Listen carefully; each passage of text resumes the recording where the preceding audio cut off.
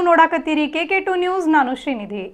ಬಸವಣ್ಣವರ ಇವತ್ತು ಜನ್ಮ ದಿವಸ ಮತ್ತು ಹಿಂದೂ ಸನಾತನ ಹಿಂದೂ ಧರ್ಮದಲ್ಲಿ ಅಕ್ಷಯ ತೃತೀಯ ಭಾಳ ಪವಿತ್ರವಾದಂಥ ಒಂದು ದಿನ. ಅದರ ಜೊತೆಗೆ ಛತ್ರಪತಿ ಶಿವಾಜಿ ಮಹಾರಾಜರದ್ದು ಇದ್ರ ಪ್ರಕಾರ ನಿನ್ನೆನೇ ಆಗಬೇಕಾಗಿತ್ತು. ಅದೇನೋ ಮಹಾರಾಷ್ಟ್ರ ಸರ್ಕಾರದವರು ಹೊಸ ಒಂದು ತೆಗೆದು ಅದು ಎರಡೂ ಮೊದಲು ಶಿವಾಜಿ ಮಹಾರಾಜರು ಬಸವಣ್ಣವರು ಒಂದೇ ಇನ್ನೊಂದು ದಿವಸ ಇವತ್ತೊಂದು ದಿವಸ ಆಗ್ತದೆ. ಆದರೆ ಏನೋ ಗೊತ್ತಿದೆ. ಆದರೆ ಶಿವಾಜಿ ಮಹಾರಾಜರಾಗಲಿ ಬಸವಣ್ಣವರಾಗಲಿ ಎಲ್ಲ ನಾಡಿನ ಜನರಿಗೆ ಒಳ್ಳೆಯದಾಗಲಿ, ಭ್ರಷ್ಟಾಚಾರ ರಹಿತ ಸರ್ಕಾರ ಬರಲಿ, ನಿರುದ್ಯೋಗ ಯುವಕರಿಗೆ ನೇಮಕಾತಿ ಮಾಡುವಂಥ ಸರ್ಕಾರ ಬರಲಿ, ಅಡ್ಜಸ್ಟ್ಮೆಂಟ್ ರಾಜಕಾರಣ ನಾಶ ಆಗಲಿ ಅಂತ ನಾನು ಅವ್ರಿಗೆ ಅನುಮತಿ ಕೊಟ್ಟಿಲ್ಲ ಸರ್ ಹೋರಾಟಗಾರರಿಗೆ. ಸರ್ಕಾರ ಬೇರೆ ಬರುವಂಥ ಬರ್ತದೆ. ಯಾಕೆ ಚೇಂಜ್ ಆಗುತ್ತೆ? ಚೇಂಜ್ ಯಾಕೆ ದೇಶನಾಗ ಮತದಾರರು ಚೇಂಜ್ ಆದರೆ ಯಾರು ಏನು ಮಾಡೋದು? ರಾಜ್ಯದಲ್ಲಿ ರಾಜ್ಯ ಸರ್ಕಾರ ಆಗಿದ್ರೆ ರಾಜ್ಯ ಸರ್ಕಾರ ಚೇಂಜ್ ಆಗುತ್ತೆ. ಏನು ಈ ಸರ್ಕಾರ ಏನು ಹೈಕಮಾಂಡ್ ಇದೆ ಅಲ್ಲ, ಹೈಕಮಾಂಡದಲ್ಲಿ ಟೆಂಡರ್ ನಡೆದಿದೆ. DK ಶಿವಕುಮಾರ್ ಹೆಚ್ಚಿಕೊಡ್ತಾರೋ, ಸಿದ್ದರಾಮಯ್ಯನವ್ರು ಹೆಚ್ಚಿಕೊಡ್ತಾರೆ. ಆ ಟೆಂಡರ್ ಇನ್ನೂ ಬಿಟ್ಟು ನಡೆದಿದೆ, ಇನ್ನೂ ಅದು ಕೊನೆಯ ಫೈನಲ್ ಆಗಿಲ್ಲ.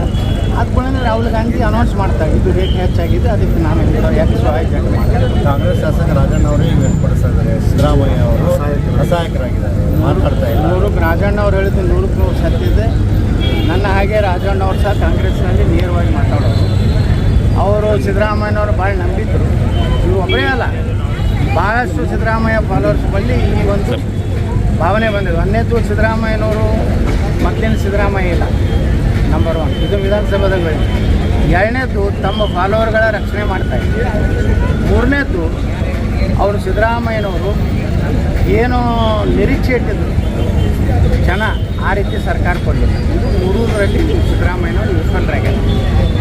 ಸರ್, ಬಾಗಲಕೋಟೆ ಆಮೇಲೆ ದಾವಣಗೆರೆ ರಿಸಲ್ಟ್ ಬರೋಕ್ಕಿಂತ ಮುಂಚೆನೇ ಕಾಂಗ್ರೆಸ್ನಲ್ಲಿ ವಿಕೆಟ್ ಕೊಡ್ತಾ ಇದ್ದಾರೆ. ಇದರ ಅರ್ಥ ಕಾಂಗ್ರೆಸ್ಸು ಎರಡೂ ಕಡೆ ಸೋಲ್ತಿದ್ದಾನೋ ಅಂತ ಶುಭ ಸೂಚನೆ. ಆ ಶುಭ ಸೂಚನೆ ಸಿಕ್ಕಿದ್ರಿಂದ ಇವತ್ತು ಇದೇನು ವಿಜೇಂದ್ರನ ಪವಾಡ ಏನಿಲ್ಲ. ನಾಳೆ ನೀವೆಲ್ಲ ಹೊಡಿತೀರಿ ಕೆಲವೊಂದು ಅದಾವು. ಆ ವಿಜಯ ಕರ್ನಾಟಕದ ಪೇಪರ್ ಇದೆ, ಹೆಚ್ಚು ಕಡಿಮೆ ವಿಜೇಂದ್ರ ಕರ್ನಾಟಕ ಮಾಡ್ತಾರೆ ಚಲೋ.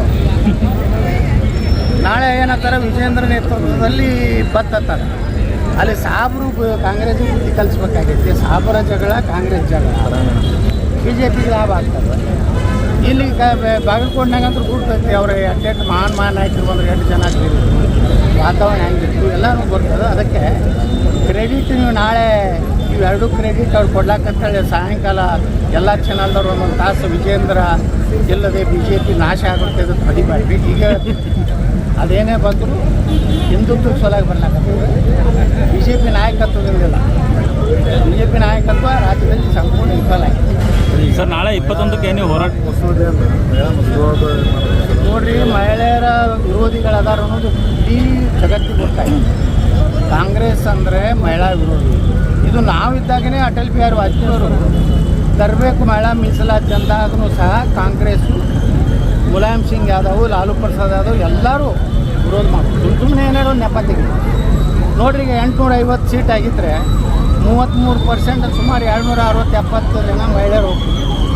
ಇವತ್ತು ಬಸವಣ್ಣವರು ಸಮಾನತೆಯನ್ನು ಸಾರಿದಂಥ ಇವತ್ತೇನಾದರೂ ದೇಶದಲ್ಲಿ ಮಹಿಳೆಯರಿಗೆ ಮೋಸ ಮಾಡಿದಂಥವ್ರು ಯಾರಪ್ಪ ಅಂದ್ರೆ ಕಾಂಗ್ರೆಸ್ಸು, ರಾಹುಲ್ ಗಾಂಧಿ, ವಿದೇಶಿ ಇಟ್ಲಿ ಹೆಣ್ಮಗಳಾದಂಥ ಸೋನಿಯಾ ಗಾಂಧಿ. ಈ ಹೆಣ್ಮಗಳಿಂದ ಏನು ನೈತಿಕತೆ ಇದೆ ಕಾಂಗ್ರೆಸ್ ಮಹಿಳಾ ಘಟಕಗಳಿಗೆ? ಮಹಿಳಾ ಲೀಡರ್ಗಳು ಏನಾದಾರ ಕಾಂಗ್ರೆಸ್ನಾಗ ಏನು ನಾಚಿಕೆ ಇದೆ ಅವ್ರಿಗೆ? ಎಲ್ಲ ರಾಜೀನಾಮೆ ಕೊಡಬೇಕಾಗಿತ್ತು ಅವ್ರಿಗೆ. ಅಷ್ಟು ಮಹಿಳೆಯರ ಅಂದ್ರೆ ಏನು ತಿಳ್ಕೊಂಡಾರೆ, 2,000 ರೂಪಾಯಿ ಕೊಟ್ಟರೆ ಆಯಿತು, ಪೀಪಲ್ಸ್ ಪಾಸ್ ಕೊಟ್ಟರೆ ಆಯಿತು, ಅದಕ್ಕೆ ನಮ್ಗೆ ಓಟ್ ಹಾಕ್ತಾರೆ ಅನ್ನೋಂಥ ಏನು ಕಲ್ಪನೆ ಇದಲ್ಲ.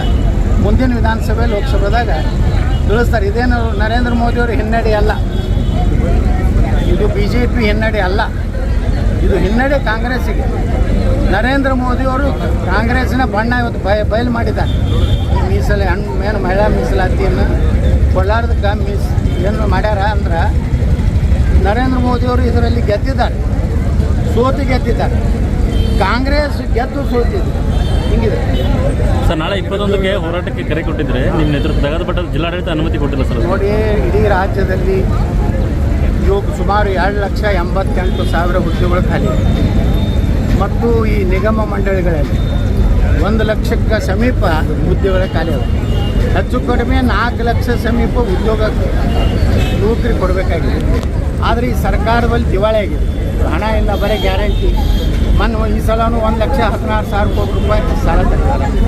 ಎದ್ರ ಸಲ ತೆಗೆದಾರ? ಅಭಿವೃದ್ಧಿ ಸಲ ತೆಗೆದಾರ ಅಥವಾ ಕೃಷ್ಣಾ ನೀರಾವರಿ ಪೂರ್ತಿ ಮುಗಿಸ್ತೀನಿ ಅಂತ ತೆಗೆದಾರ? ಏನೂ ಇಲ್ಲ. ಕೇವಲ ಸರ್ಕಾರಿ ನೌಕರರ ಸಂಬಳ ಮಾಡಬೇಕಾಗಿದೆ. ಗ್ಯಾರಂಟಿ ಇದನ್ನು ಮೇಕಪ್ ಮಾಡ್ತಾರೆ.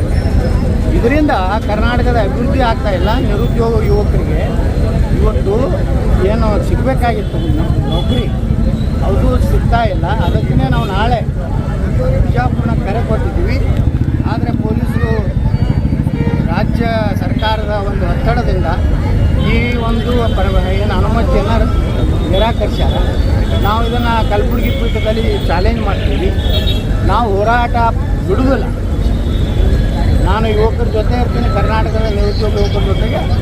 ನಾಳೆ ಇನ್ನೊಂದು 15 ದಿವಸದಲ್ಲಿ ನಾವೆಲ್ಲ ಯುವಕರ ಜೊತೆ ಚರ್ಚೆ ಮಾಡಿ ಬಿಜಾಪುರದಿಂದ ಬೆಂಗಳೂರು ಚಲೋ ಕಾರ್ಯಕ್ರಮ ಕೊಡ್ತೀವಿ. ಅಲ್ಲಿ ಸುಮಾರು 1 ಲಕ್ಷ ಯುವಕರು ಸೇರಿಸಿ ಏನು ನಾವು ಹೋರಾಟ ಮಾಡ್ತೀವಿ. ಸರ್ಕಾರದ ಪತನದ ಮೊದಲನೇ ಹೆಜ್ಜೆ ಆಗ್ತದೆ.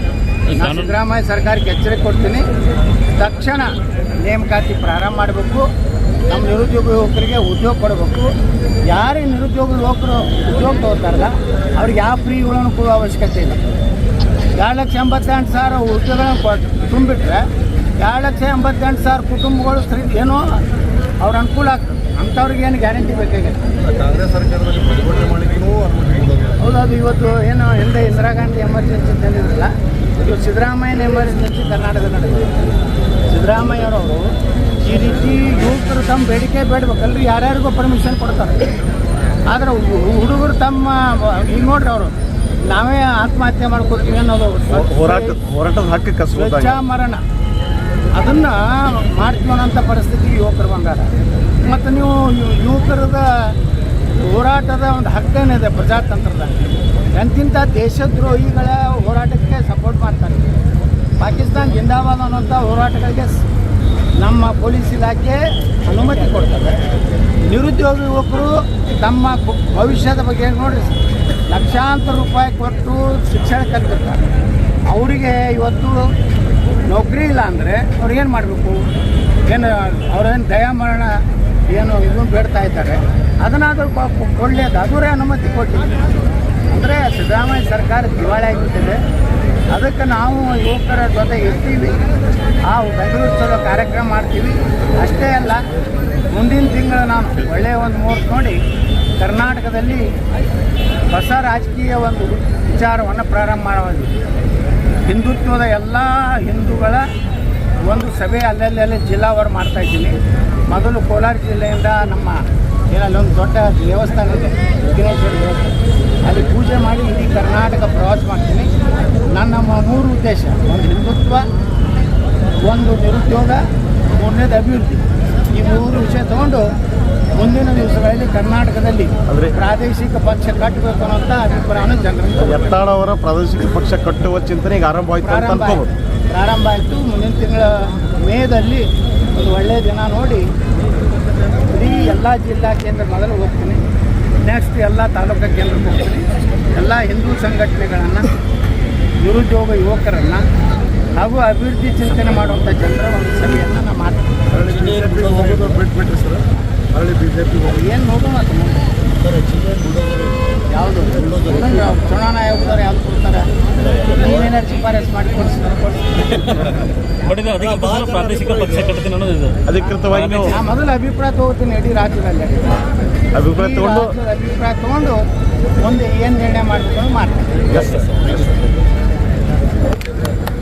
ಸುದ್ದಿ ಇಷ್ಟ ಆದವು ಅಂದ್ರೆ ಸಬ್ಸ್ಕ್ರೈಬ್ ಬಟನ್ ಒತ್ತಿರಿ. ಅಲ್ಲಿ ಕೆಂಪನ್ ಬಟನ್ ಐತೆ ನೋಡ್ರಿ, ಅದೇ ಗುಡಿ ಒಳಗಿನ ಗಂಟೆ ಅಂತದೊಂದು ಬಟನ್ ಐತೆ ನೋಡ್ರಿ, ಅದನ್ನು ಪ್ರೆಸ್ ಮಾಡಿರಿ. ಎಲ್ಲರ್ಕಿನ್ನ ಮೊದಲ ಸುದ್ದಿಗಳು ನಿಮ್ಮನ್ನೇ ಮುಟ್ತಾವ್ರಿ.